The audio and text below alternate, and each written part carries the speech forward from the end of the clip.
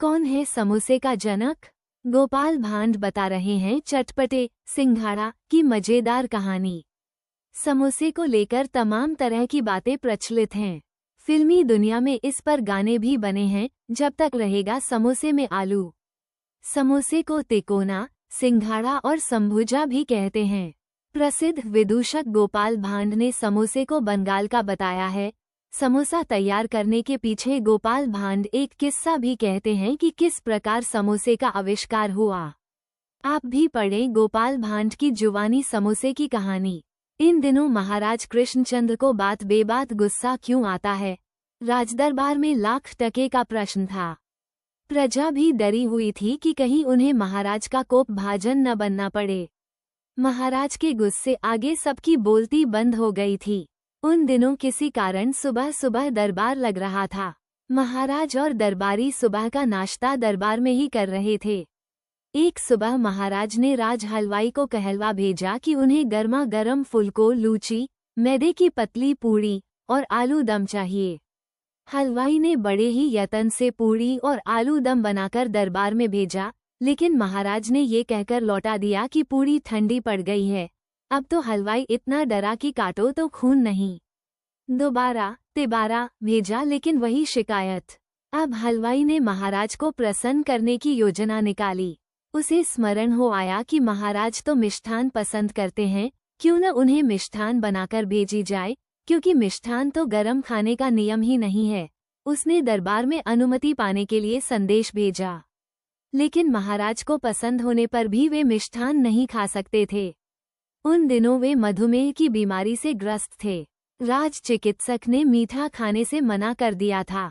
क्या मजाक बना रखा है हलवाई ने? वो राजाज्ञा का उल्लंघन कर रहा है। वो अपना नियम हम पर लादना चाहता है। महाराज ने तुरंत उसे सूली पर चढ़ाने का आदेश दे दिया। अब तो राज हलवाई के जान के ही लाले पड़ गए। उसने राजा से विनती की कि उसे क्षमा कर दिया जाए। बहुत गिड़गिड़ाने पर राजा ने उसकी मृत्यु की सजा को बदलकर देश निकाले की सजा दे दी। उसे 3 रात का समय दिया गया।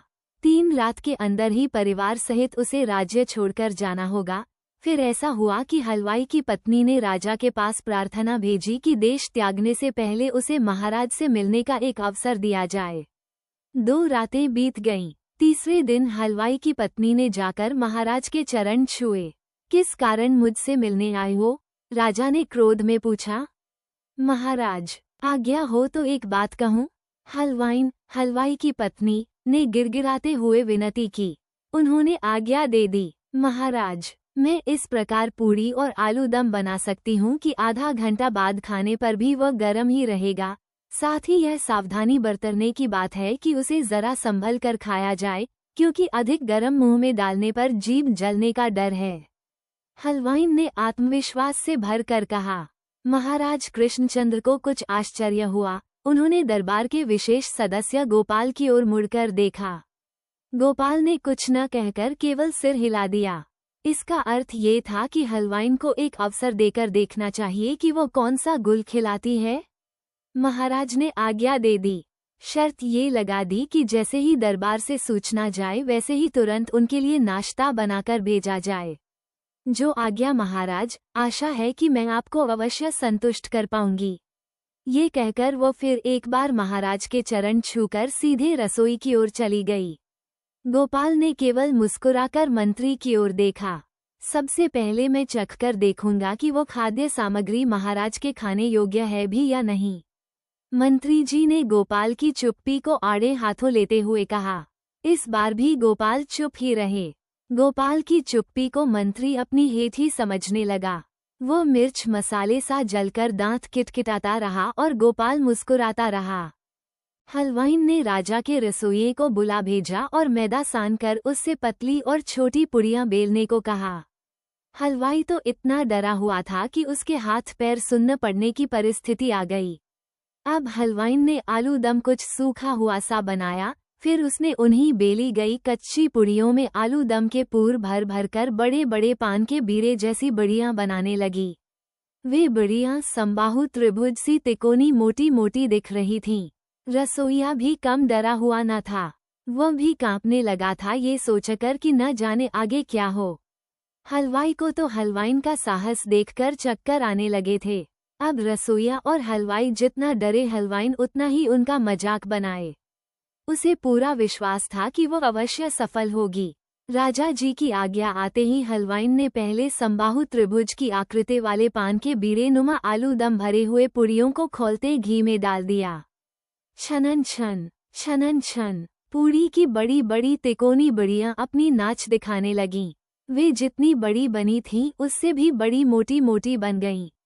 ये देख हलवाई और रसोइया दोनों के चेहरों पर प्रसन्नता की रेखाएं खींच गईं। हलवाइन ने वैसी ही 10 बीड़े नुमा पुड़ियां बना डालीं। अब महाराज के सामने उन्हें परोसना था। हलवाई और रसोइये ने पहले ही इनकार कर दिया कि वे इस कार्य में सहयोग नहीं कर सकते। एक बड़ी सी थाली में उन्हें सजाकर हलवाइन स्वयं ही दरबार में ले गई। महाराज ने जब उन्हें देखा तो उनकी आंखें फटी की फटी रह गईं। इनका नाम क्या है? खाने से पहले इनके नाम भी तो जान लूं। महाराज ने मुस्कुराकर पूछा। हलवाइन की समभुजा ही बाद में चलकर समोसा या सिंघाड़ा नाम से प्रसिद्ध हो गया। लेकिन ये दुख की बात है कि धरित्री देवी का नाम काल के गाल में समा गया, जबकि हमारे गाल में अगर सिंघाड़ा या समोसा हो तो क्या कहने। अब आपसे ये पूछा जाए कि समोसे की माँ या आविष्कारक कौन है तो आपका उत्तर क्या होगा? गोपाल भांड बंगाल के कृष्णनगर राज्य के राजा कृष्णचंद्र राय के दरबारी विदूषक थे। विदूषक को भांड भी कहते हैं, इसलिए वे गोपाल भांड के नाम से मशहूर हुए। गोपाल भांड बहुत ही चतुर और कुशल वाक्पटुक थे। बंगाल के गांवों गोपाल भांड के